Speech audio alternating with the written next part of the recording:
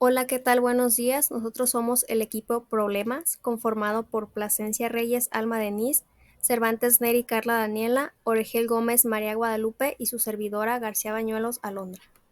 En esta presentación hablaremos sobre lo que es el virus de la inmunodeficiencia humana, sus síntomas, las etapas de la enfermedad, factores de riesgo y algunas otras generalidades de esta enfermedad.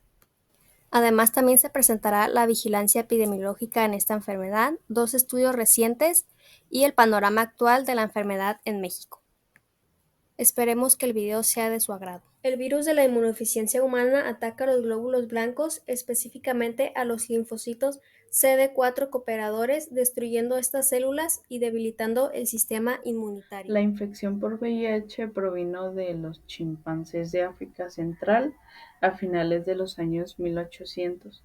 El virus probablemente pasó de los chimpancés a los seres humanos cuando cazaban a estos animales para comer su carne y así fue como entraron en contacto con la sangre infectada. Los principales síntomas cuando contraes VIH es tener fiebre, dolor de garganta, inflamación de los ganglios, salpullidos, algunos dolores musculares, un exceso de fatiga, frecuentes escalofríos, algunas úlceras bucales y sudores nocturnos. El VIH consta de tres etapas. La primera de ellas es la infección aguda por VIH, que se da de 2 a 4 semanas después de adquirir el virus y produce síntomas parecidos a la gripe, como pueden ser escalofríos, fiebre, sudores nocturnos y dolores en los músculos. La segunda etapa es la de latencia clínica. Aquí el virus se multiplica a niveles muy bajos, pero no se presentan síntomas. También se llega a llamar infección crónica por VIH y las personas pueden permanecer en esta etapa de 10 a 15 años. Y por último, la última etapa, que sería el SIDA, que es la fase más avanzada y aquí se presentan síntomas mayores y que causan mayor daño. Algunos factores de riesgo para contraer la enfermedad sería tener relaciones sexuales sin protección, tener otras infecciones de transmisión sexual como podría ser la sífilis y la gonorrea, consumir bebidas alcohólicas, compartir material de inyección con personas enfermas o contaminadas, y pincharse accidentalmente con una aguja. Esto pasa muy frecuentemente dentro del ámbito Hay intrahospitalario. tres formas de transmitir o contraer el VIH. En el 98% de los casos es por el contacto sexual, en el 1% es por compartir agujas para inyectarse drogas y el otro 1% es durante el embarazo, durante el parto o la lactancia materna. A diferencia de lo que se cree, el VIH no puede ser transmitido al compartir el inodoro, los alimentos o las bebidas, tampoco mediante la saliva, el sudor, las lágrimas o los besos con boca cerrada, mucho menos a través del aire o del agua y obviamente no es transmitido por los insectos o por las mascotas. Para el VIH no hay cura, pero se puede tratar mediante la terapia antirretroviral. Esta reduce la cantidad de VIH en la sangre y previene su transmisión a otras personas. Hay dos tipos de tratamientos. Las pastillas se recomiendan a las personas que apenas están iniciando el tratamiento para el VIH y las inyecciones son para personas que han tenido una carga viral indetectable por al menos 3 meses. Tengamos en cuenta que tomar los medicamentos no previene la transmisión de otras enfermedades sexuales. El virus se logra mantener bajo control a lo largo de 6 meses.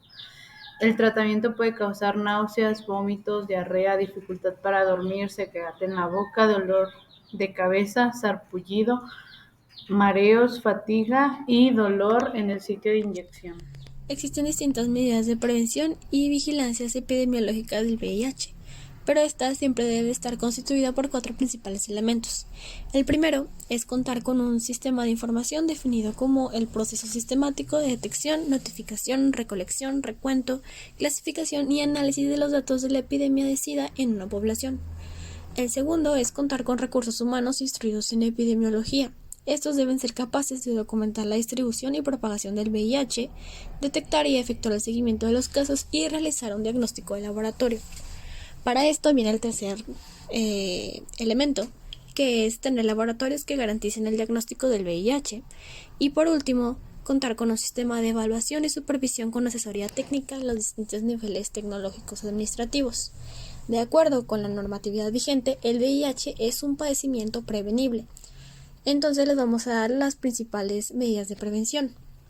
Se puede reducir el riesgo de infección mediante el uso de preservativos masculinos o femeninos durante las relaciones sexuales, la realización de las pruebas de VIH y otras infecciones de transmisión sexual, la circuncisión quirúrgica masculina voluntaria y por último el uso de servicios de reducción de casos para los consumidores de drogas inyectables. En este boletín informativo podemos encontrar un amplio panorama del virus de VIH en México en los últimos 40 años.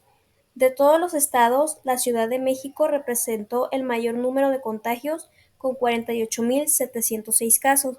Esto quizás se deba a que es una de las más habitadas, seguido de México, el cual durante el transcurso de los años presentó altos casos, luego disminuían un poco y así sucesivamente. Probablemente se debió a las acciones y medidas preventivas empleadas.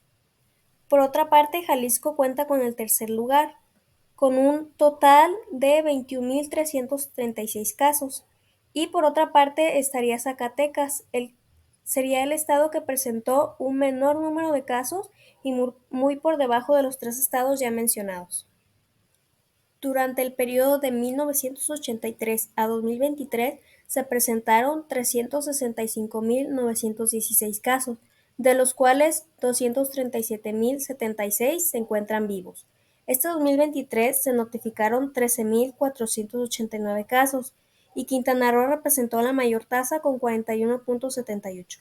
Podemos concluir que los estados ya mencionados como México, Jalisco y Ciudad de México pusieron medidas preventivas y de control epidemiológico para esta enfermedad, ya que este año se lograron reducir sus cifras y no se cuenta dentro de los estados con mayor tasa de casos nuevos durante este último trimestre del 2023. Los resultados de este estudio, que tuvo un plazo de 10 años, nos muestran el impacto diferenciado de la epidemia en la población indígena de Oaxaca, esto es, la prevalencia de VIH y su mortalidad por SIDA. Como podemos observar en la primera gráfica, nos muestra la prevalencia del VIH en personas hablantes de lengua indígena y las no hablantes de lengua indígena. La media en personas hablantes es del 20.2%, mientras que en las no hablantes solamente es del 12.4%, esto dándonos a entender que hay mayor prevalencia de VIH en personas hablantes de lengua indígena. Por otra parte, en la gráfica 2, que es la que se encuentra en la parte superior, observamos los porcentajes de migrantes VIH positivos, tanto internos como externos de la República. Estos son hablantes y no hablantes de lengua indígena.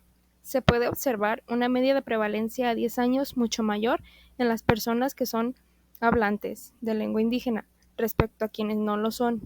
La prueba de Ichcuadra demuestra que en los migrantes existe una dependencia significativa entre las variantes habla de lengua indígena y reactivo a la prueba del VIH, está siendo de un 11.7% de diferencia entre ambas.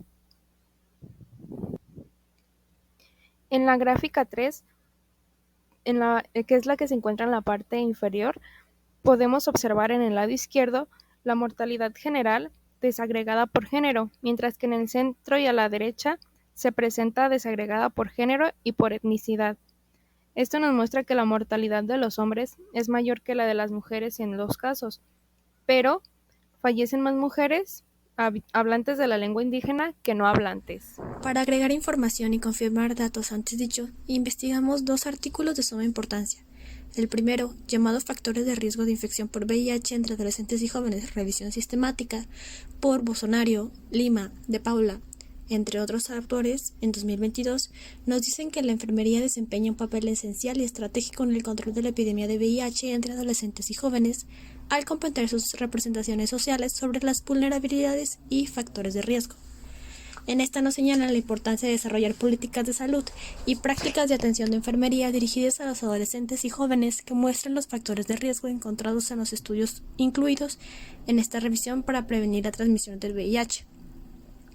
Entre los factores asociados se destacan en esta revisión que se encuentran los del género femenino, ya que las mujeres jóvenes presentan un mayor riesgo de diagnóstico a VIH debido a la dependencia, dificultades para negociar el uso del preservativo, prácticas culturales, prostitución y la negativa de los hombres a realizarse la prueba, entre otros factores, lo que nos demuestra una vez más prácticas de machismo.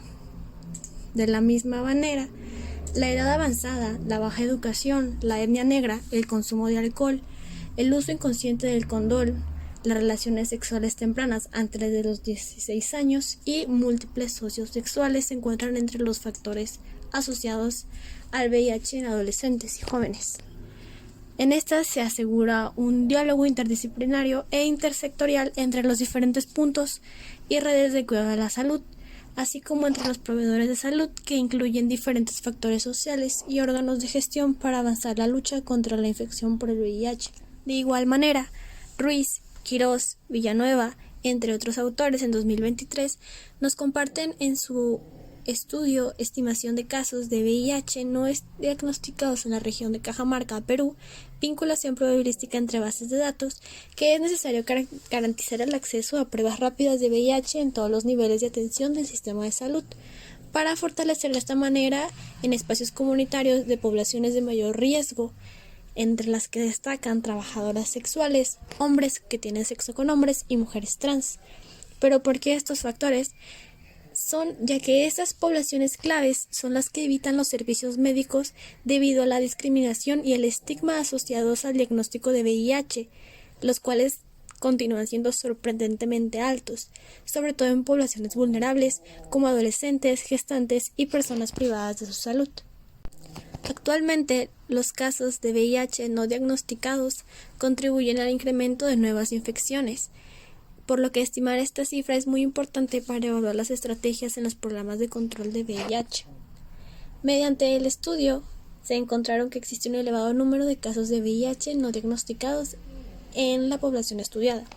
Es importante destacar que aproximadamente el 40% de las nuevas infecciones por VIH fueron contagiadas por personas que no habían sido diagnosticadas, existiendo evidencia de que los casos de VIH no diagnosticados contribuyen de esta manera a la desproporcionada y al incremento anual de las nuevas infecciones por VIH, siendo una potencial fuente de transmisión la región estudiada y por las características propias de esta enfermedad, siendo un problema serio de salud que merece atención inmediata. Esta investigación, mediante una estimación de un modelo long-linear, proporciona por primera vez evidencia confiable de un elevado número de casos de VIH no diagnosticados en la región, existiendo la urgente necesidad de colaboración entre la estrategia sanitaria, epidemiología y laboratorio para el intercambio de datos y sinceramiento de las cifras de manera periódica, siendo hiperactivo replantear estrategias en todas las instituciones prestadoras de servicios de salud, garantizando de esta manera el acceso a pruebas rápidas, promover el autotesteo y la notificación del estado serológico a las parejas de PBB, además de fortalecer las actividades que permitan incrementar la detección sistemática de casos de VIH en poblaciones clave y poblaciones en general. Esto ha sido todo por nuestra parte, esperemos haya sido de su agrado, muchas gracias.